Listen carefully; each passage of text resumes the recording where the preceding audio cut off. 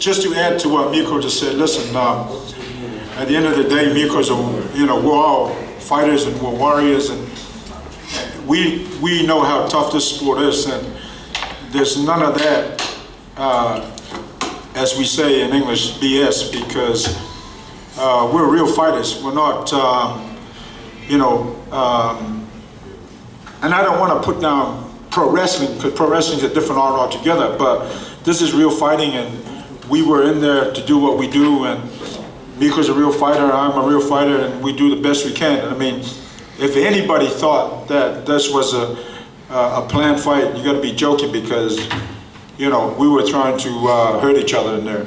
But by saying that the fight's over, I got nothing but love and respect for Mirko, and I know he's the same for me. And so this is what we do. We're men, we have a lot of love and respect for each other, but when we jump in that ring, we're there to fight, period. Ray, and were you surprised by the resistance Mirko gave you, and what was the game plan?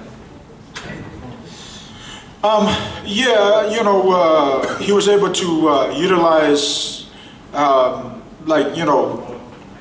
a little bit on the inside, which didn't allow me to do much, which was a great game plan. But by saying that, there's no excuses at the end of the day.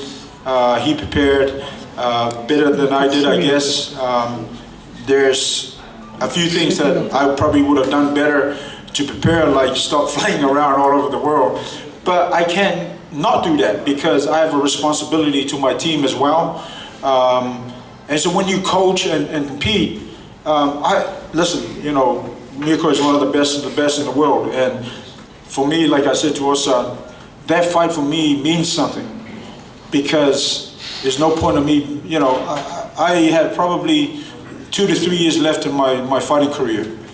By saying that, I want to fight, the best of the best, and then to fight a fight that don't really mean nothing to me. And so it was an honor to fight Mirko. It was, we came and we did what we did. But he, like I said, he did what he needed to do to win the fight, and congratulations to him. And there was a moment in the fight when he threw you on the ground, on your head. Did you remember this? Were you frustrated by this, or you were just, okay, I'm going to show you now? No, he didn't throw me on my head. He actually kicked me in my leg, and which is a normal technique. It wasn't like he was trying to cheat or anything. As a normal thing, he caught my leg, he swept my standing leg, I landed on my head.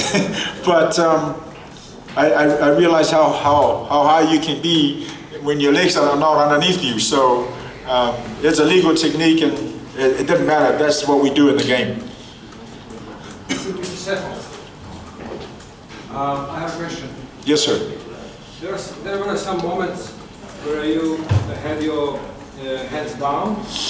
Are you so confident in your chin that you can do like this?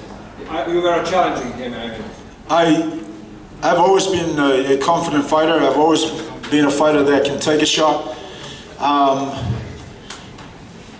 At the end of the day, it's what we do is fighting, but at the same time, we're still in the entertainment business. And for me, is sometimes it's not the smartest thing to do, because if I'm sitting on the other side of being a coach, I'll be telling my guys, listen, don't do that, this and this and that. But by saying that, when I'm on the other side as the fighter, I've always been that kind of fighter. I've always challenged myself to be able to compete with the best of the best, to be able to take the best from the best. And so, I've always been a very confident fighter. And so, like I said, if I'm coaching, I'll tell the guys not to do that. If I'm fighting, I know it sounds like, two-faced, if you will, but it is what it is. That's who I am as a fighter.